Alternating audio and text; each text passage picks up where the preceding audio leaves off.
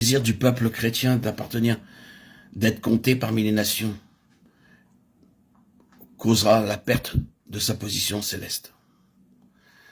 Car le Seigneur n'a jamais eu comme intention que son Église soit sur cette terre quelque chose qui serait adopté par ce monde, qui serait compté parmi les choses de ce monde, reconnu et accrédité par ce monde.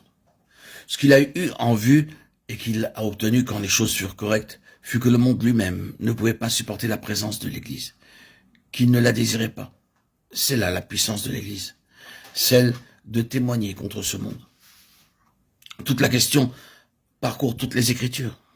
Vous voyez cela avec Noé qui, nous est-il dit, était prédicateur de la justice, et de qui il est écrit, en outre que divinement averti, des choses qu'on ne voyait pas encore et saisi d'une crainte respectueuse, il construisit une arche pour sauver sa famille.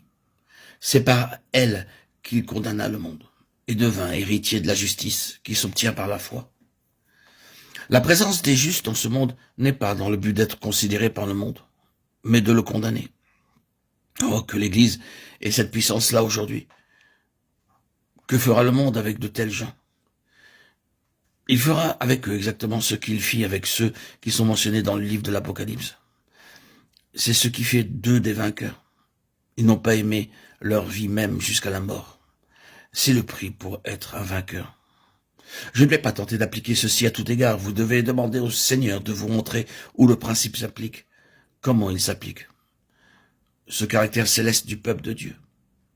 Écoutez encore ces avertissements et cette exhortation.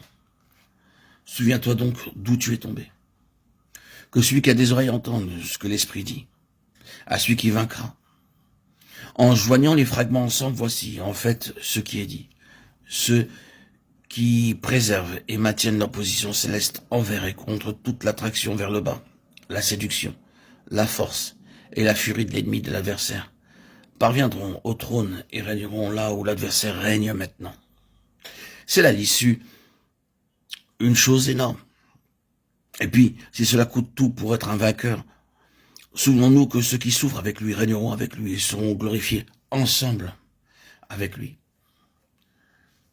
Vous avez peut-être un petit aperçu de la pensée céleste de Dieu, vu sur quoi et en vue de quoi Dieu travaille, ce qu'est sa pensée, un peuple céleste. Or, c'est ici où l'Église a besoin de vision.